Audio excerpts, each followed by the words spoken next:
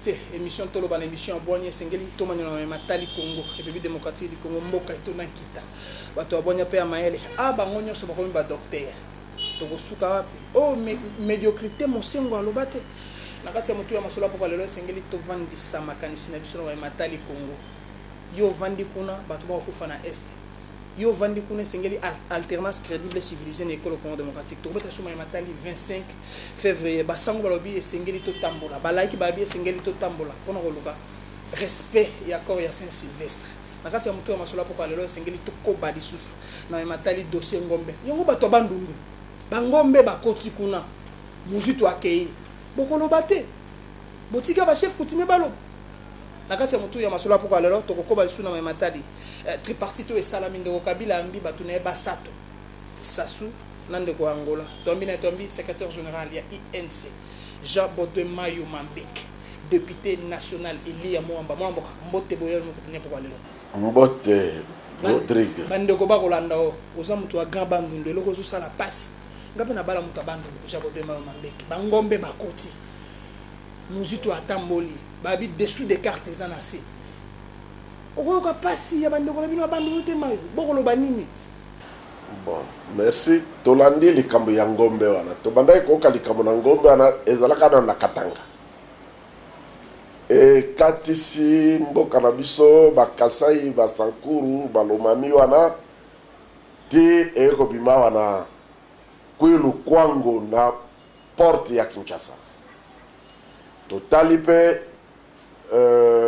ancien premier ministre Muzito akendaki tikuna tomoni bilili ndeka solo na bato kuna tango azongi on dirait kake betaki ye ebite so ba kosele mena atlandi na ba Twitter dans côté sur makambo na te na lobango sute po mokona boka na katina yango bon et comme le sou ndege nini te makamba kolobeze ebele toki koloba boy toki koloba mena bandi pona ngai solution eza muke eza ni mo ko jabo de solution l'État na biso ministère de l'agriculture pêche et élevage basomba ngombe wana nyoso eza mbongo ebele te pona l'État basala office moko compagnie moko bapesa ngombe wana abana obokolela biso yango bajwa bato baye na ngombe wana batia bango na avion bazongesika bango bautaki nyoso wana sous l'effet ya publicité pour peuple nyoso amona ya solo bazongi to mona pe ya solo bangombe wana etikali awa na gouvernement na biso likambo no mona esili aussi simplement baleki ndenge nini babi batamboli koluka kuna bayeboe bongo bandeko na biso bana ba frontière ya des baleki ndenge nini bandeko bazako sala mimbongo bazo sala boye na ba barrière kofuta kosala boye minyokoli ndenge na ndenge mais bango baleki ndenge nini motuna yango wana tokoluka yano na mituna il faut bakondi ya gouvernement bapesa biso explication ngala za ko regretter pour makambo ezisiye ko salama tozali na vacances parlementaires soki le koyo tozalaki na session na musala tokoki kobenga ministre intérieur aya ko expliquer biso ndenge nini bato wana bakatisi mboka mobimba koya na bangombe ngombe utaka na Goma eya kawa bato baliaka bangombe utaka na Bukavu batina ba avion eya wa ndamona meme bafongola ba alimentation du Kivu wa na Kinshasa koma mo ebele biloko na utaka kuna boni bango batini biloko na da banzela wana te bato kolongo na makolo wuta soki Uvira ngala sina koma na Uvira ezana kuna na lac Tanganyika koya tia wana makolo non koka po ba ekoteka ngombe non nous avons droit le peuple azana droit na ba explication na likabana mais pona kokata mokuse soki likambo so ezali na sete soki mama ya soso azali na se ndungu te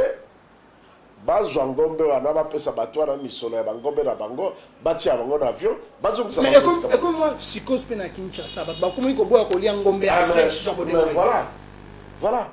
et bimisi ba conséquences bande ko na biso baliaka na mombongo ya koteka ngombe bazali ko souffrir bangombe na bango yo bazwaki na banzela na bango bazwaka mikoloso ekomi kotula et comme que pola et puis ngombe on va te la ngose côté alors pour nini likolo ya gouvernement oyo ezali irresponsable ezali ko kengela mboka te moto akoya akosala lokola ye alingi na kati na mboka oyo e oyewe nzetambola mboka oyo bepito pale mais non banda mboka oyo ekoma mboka oyo nano tomona makambo motindo boye te mais bino moko bolingi te nde batransforme bino bozali bazairo bayeli bokoma bakongole bolingi te ja bonema omona esike tokomi biso toza bazairwa lelo babenga biso bakongolais tolingi tozala bongo biso ntango maréchal Mobutu azalaki mokonzi ya mboka oyo ye nde président bazairwa ezalaka na étranger oyo atiaka maboko na ekonomi ya mboka te lelo oyo eza na bato toyebi bango bayebani bajournaux bainternet ezokoma basala me base sur minere ya mboka oyo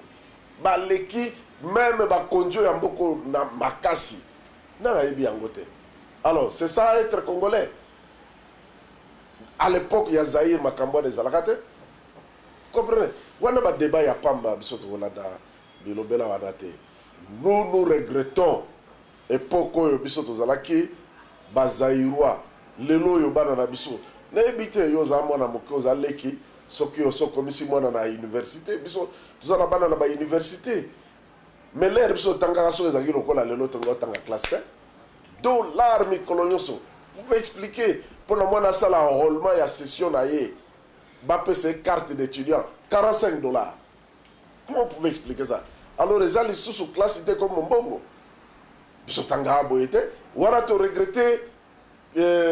te Zaïre aka mabe Congo de malamu non soki oyebi te tuna bayebisa yo bakomi docteur en droit ja bonema mambeki te ngala aza licencié en droit ya université ya Kinshasa na sa classe moko mokolo moko na professeur Bochap tozaka na ye classe moko maître Mbuyu honorable Kombe honorable Masela bakosisaka babofaya donc totanga na biso toza balicencié donc tosisi bandeko moke mosusu bakenda kosala doctorat na bango bakoma baprofesseur lokola Bochap kenda kosala doctorat nde na Belgique lokola professeur Maziambo Luzolo azalaki na nsima nanga na université mais asala mpe thèse na ye nayebi azali professeur na eleko na biso makambo oyo ya bongola tokoyokaka lelo o basaleli mutu thèse o moto abandaki doctorat ne kuna ake aussi c'est pas kuna o bajury ezalaki biloko wana ezalaka te alors c'est ça tokoregrette que bato balongwe nano kaka zairwa te batikali congolais yango makambo oyo esalama bao bakosalango banani bakonzi ya kongo te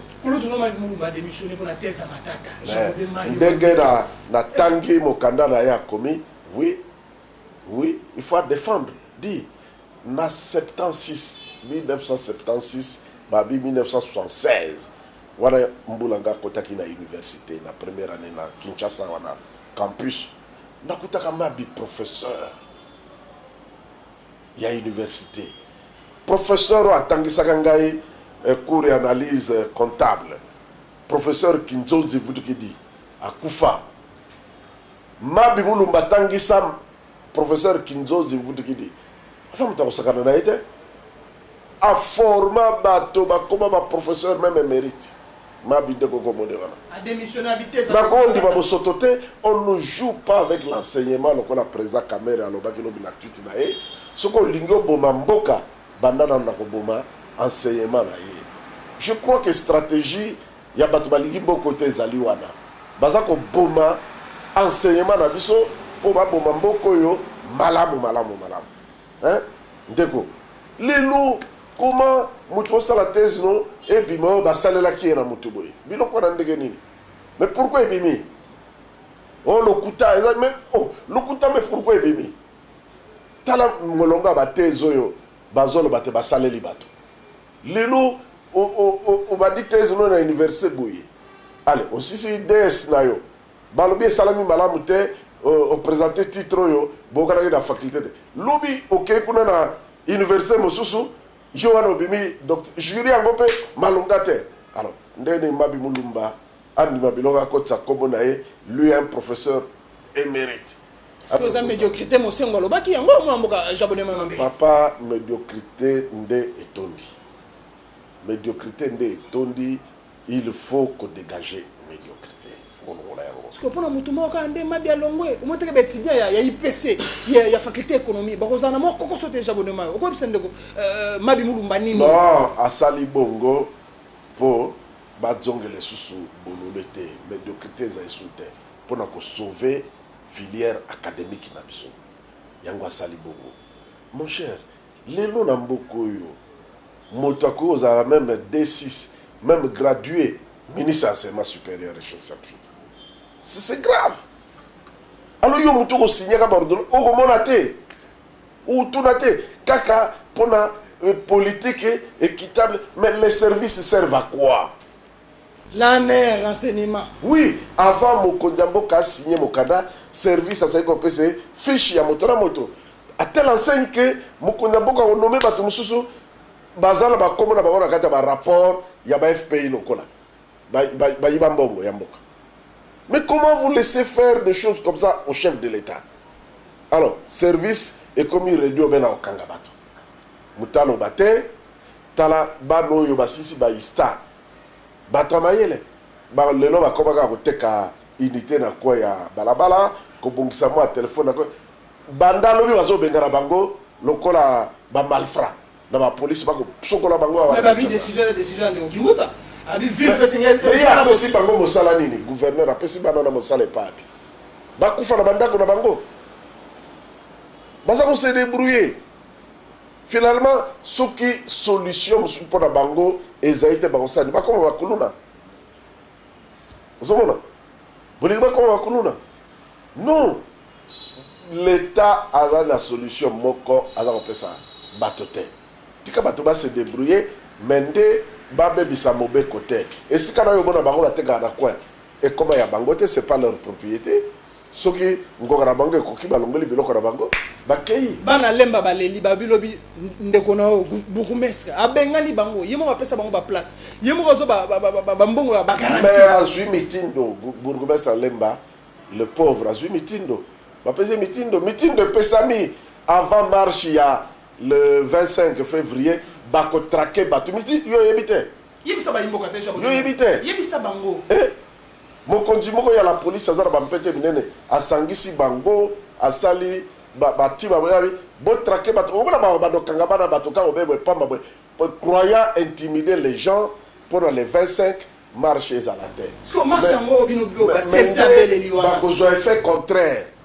po bato bana colère bazara kanda monyokoli eleki na mboka na biso. 25 février, babi journée à Makassi, j'abonne mais il dépêche ça il y a une position tout le secrétaire général. Ça position balaboni, position d'abisso est permanente. Tolobaki toko tambola kino objectif nous allons poursuivre et nous allons atteindre. Objectif est une application et accord à Saint-Sylvestre. Voilà, application et accord à Saint-Sylvestre.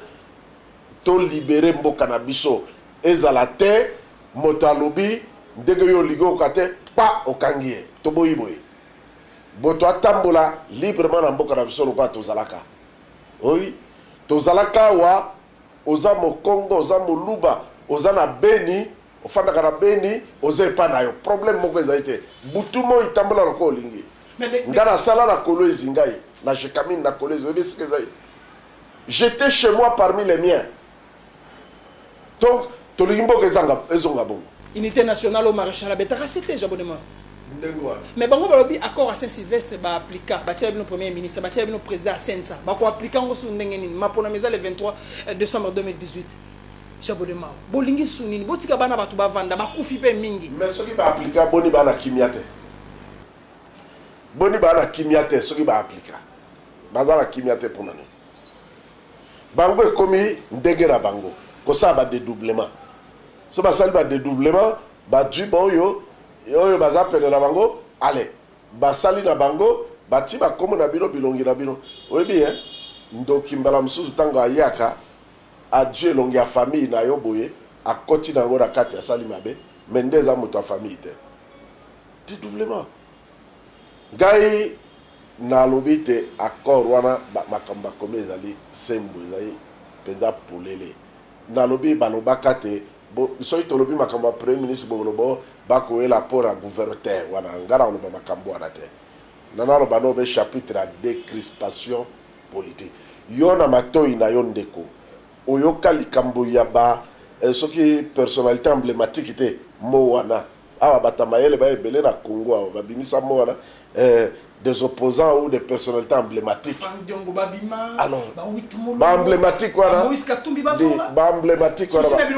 ba emblématique wana bazayi wapi babima mais ça biloko to kana kiti omoni bilili ya leki na ngai jekoko pene na liwa. Est-ce que vous pouvez traiter un député élu de la sorte? Karapo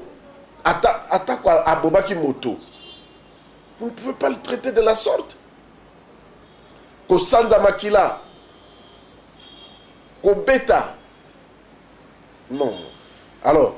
si c'est ça être congolais, moi je voudrais rester Zaïrois. Je voudrais rester Zaïrois, sincèrement. Zouma peut accueillir, Jabodé Mambeke, a démissionné la partie naïe. Est-ce que vous impacter politique école Congo démocratique? Ah, c'est sûr. C'est sûr. Dans l'espace, il y a SADC. Changement salami moi mingi d'espace à SADC. Angola va bongo le président Sikaye. Zimbabwe Mugabe Akei Oyebiango. Afrique du Sud Sika président pays Sika Aye. Ramaphosa Aye. Déjà Oyo Azalaka na Botswana, c'est un démocrate. Lingaba dictateur te. Na Namibie Zamboko Oyebi alternance c'est fanda bien. Zambi lokola. Excusez-moi, na espace SADC totika lobe biso bato ya ba pouvoir ya lolengo. Biso na Congo Brazzaville. Brazzaville la SADC te. Oyebi Brazzaville so na tokutana na soki c'est assez communauté des États d'Afrique centrale. Afrique centrale ezali Afrique ya molili. Afrique eleki mabe. Afrique eleki dictature ti lelo. Afrique oyo démocratie na tomba mite ezali Afrique centrale. Oui bitangu Zaïre et aderaki na SADC na 94-95 par là. Ngara zalaka na gouvernement vice-ministre Amin Kengo Adondaki premier ministre. Ngara zalaka d'accord te mboka na biso kota na SADC na zamo na ngo kuna za mosika biso za bato ya Afrique centrale to yokola classe na école primaire secondaire biso en Afrique centrale mais to ko sa nikuna mais si manaye komona kezaki na litomba monene biso kozala na SADC s'il faut même to longwa na communauté des États d'Afrique centrale to tika na SADC malamu kuna il y a beaucoup d'évolution donc kokende président Jacob Zuma accueilli Ezaïma parce que Jacob Zuma était un peu notre modèle ici. Il y a kamatakan kita ya mboka ya Afrique du Sud a pesi yango na ekolo mona na libota moko boye ya ba indien ba contrôler kita ya ekolo et pesa mobulu kuna ba to ya mboka na bango rand obeko kita économie baby chômage mata makasi lolengo moko na awa nkita na ekolo na biso makele mentalo na ekolo ba pesa na bateau boyebi ba komaka ona ba ONG mikolo nyoso. C'est le même système. Biso na bango différence. Kuna armée, police na justice est neutre. Bon, biso za neutre te moi. Oui, ba bomaka batu mikolo so na kati pe ba paya batonda ba yaka ba loba kabino ko subinini. Ba bomba batu lokola ba nyama kaka po ba marché na mboka na bango. C'est suffisant. Même si ba sali réunion na organisateur à marche ou bien balobi bon ballon bakaba beta tire la te moto akufa te mbalo bato bakufi quand même mais bato ba tiroir mingi ba quand même mais yango moni balobi que non tata mokonzi balobi basa la loi pour ça la loi moko bino ba député loi moko malamu ko protéger to longa na régime information jabo de mayo mambeke donc na régime ya nini ya autorisation à bosenga non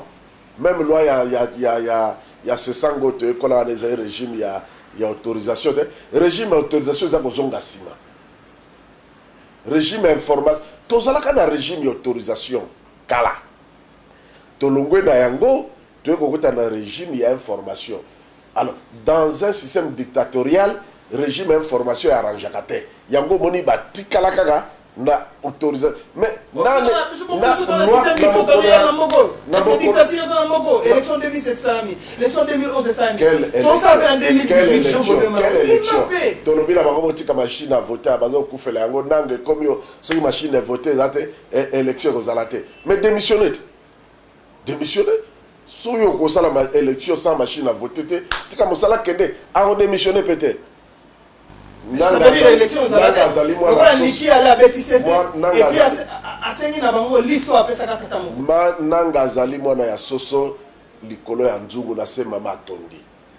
to bunga te eza na mama soso na se wazo tinda nanga soka azali libre na epsi nanga azali leki na ngai na linga ka mingi yepa linga to ebani marabu nako epsa nanga tika mosala na papa so ko ka machine à voter te tika mosala papa sikoyo na loi na bango moko bayaki nango ya ba bengaka yango nini soki seuil de représentativité nationale ça veut dire quoi? Ça veut dire que ma parti mingi koya na vote te et vous avez un regroupement, ça veut dire que vous avez moins de listes que d'ordinaire que ça la bulletin vous n'avez pas cité mais au bout ça dit que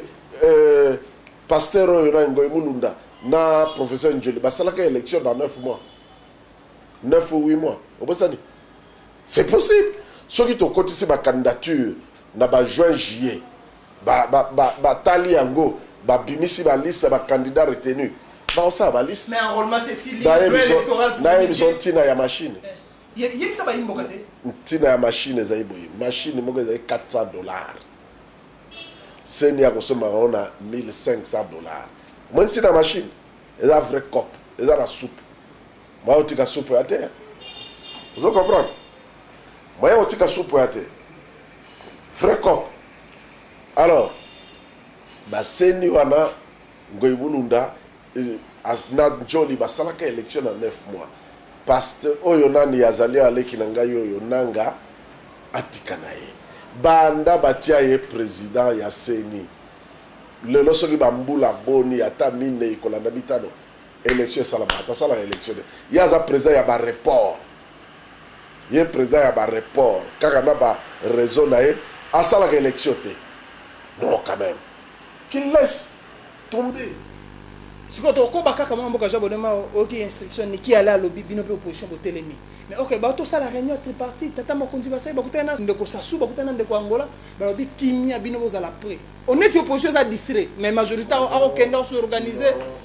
bon makambo ba konzi minene ya bankumu ya bekolo basololi bon biso zala ekodate to ebi motindo alikambo te oyo ba yebisi puno basololi kuna motindo na yango ebimite keba motindo na yango ebimite parce que tangu ndako ya moninga ezali kodika voisin no ndako neza kodika yoko za feti te okomona moto elongwe na ndako ya moninga pa eye pelisi po na okazi ediki. Je crois que la première préoccupation à bakonzi wana eza wana soki awe bebi déferlement ekosala na bamboka na bango tomona kama na saputa ke peli kuna na Kasai bato bakenda na Angola. Je crois que souci na bango ya kimia na mboka na biso ezali po kimia pe ezala na mboka na bango et wana ba na raison maro po kimia ezala na mboka na biso il faut tout ça ba élection mabe ba ko poussa biso na ba élection mabe te po élection mabe bimisaka mobulu biso tolobi mais pona nini bato na majorité ba bongolaka toujours mibeko toujours makambo à la veille ya ba et ya ba stratégie na bango pour la tricher. Mais c'est que machine wala bakosomba okuna biso zalaka ba programme ko biso ko mais ndeko na batambolité akepa ndeko ba ndeko kambinga bibota la expérience yango akya atambolaki abibino ka ine c'est boboyi ala taki bilamba za ibolungu te alaxi motaka machine wala tabombi donc a derrière ala taki bilamba même machine wala pe la taki bilamba allez ça bino secret za wana te bato oyo bato ya Hollande basalela machine bapesi conseil kuna esika uti na Nations Unies na New York babi tika eloko na biso tomeka yango eza eloko mabe tika yango tika mabe rozani ba changer ka piste oui et multiplier ka ba nini mabe nango ezali wana yo kotinda kombo ya moto boye ekei kuna nde baprogramaki ebimisi kombo ya moto mosusu ebimisi ko machine wana basi baprograme yango moto akobima président dauphin ya Kabila basi baprograme yango ndengo basi baprograme machine wana basi baprograme yango moto akozwa majorité ezali Kabila na bato na ye alors ye akocontinue kocontrôler pouvoir économique ya mboka oyo non mboka oyo ezali eloko ya moto te mpo kaka mbilimbili ezala kaka yo non soki ye alongwe bokonzi ye alongwe mpenza tozwi mokonzi mosusu ya solo lokwa de tokomona na Angola président ya sika ye ale makambo nyamu bana ya président ya kala bazala kosala akati yango mpona mboka ebonga sikosoki volet ya décrispation esalami déjà bonnement est-ce que opposition politique bien INC aokendama mpona minekolo congo démocratique toko évaluer UNC nde komoni lelo boye yo moko olobaki ya secrétaire général ya UNC ezali ngai naza kosala tout mpo UNC amibongisama mpona maponami oyo biso ozali komibongisa na yango ezali maponami oyo ezali engebene na mobeko ya mboka vote na ba bulletin soki lokola tokendaki na cour constitutionnelle kotika requête na biso ba député oyo tosignaki pour cour a déclaré inconstitutionnel quelques dispositions ya loi électorale mokolo ya cour constitutionnelle ya suka ezali lelo bozwi mboka nini pourquoi cour constitutionnelle eza composé na ba magistrat ya minene président ya cour constitutionnelle papa Benoît Lomba yo koloba nanga ke Benoît Motamayele te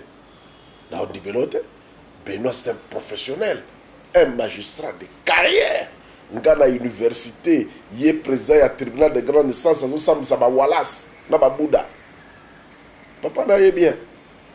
mais que loi elobi te ba requête avec constitutionnalité ye kolango pendant 90 jours 30 jours le 30 jours ko biso tika requête d'absence le 15 janvier et ya no ate comment vous pouvez expliquer ça différence na biso d'Afrique du Sud des awana na ba bikolo mususu la lokola ba Kenya la justice double vitesse justice na biso ezali sous botte ezali libre te moi dossier professeur Vundwa était pemako nana sali droit na mboko oyo Vundwa ateyete yo somondeke Vundwa terre ngana lobaka nzamba sala muto na pas à motei un grand professeur mais le connaît Vundwa we alembana na équation biso to poser bango na requête na biso ba professeur Baniakou loape même si on juriste c'était Baniakou c'est un professeur d'université na tangi ba beaucoup na j'ai beaucoup de respect pour lui ba professeur ressemble bazali kuna batu ya mayele mais ceux qui va répondre te bazoka tozo landa to yebi o eza koleka ba okanga ba eza sans parade moyeba ya doleate oyo to kangaka moyeba fongola te il préfère parce que yeba que avant biso ezala batu musu be ba kotsa ba requête wana na inconstitutionnalité ya loi bango déjà 30 jours le kaya biso 30 jours ko kilelo no biso tongo etani cour constitutionnelle qui viole sa propre loi. Ah, c'est un scandale. Qu'on arrête ce pays, qu'on ferme. On ferme ce pays.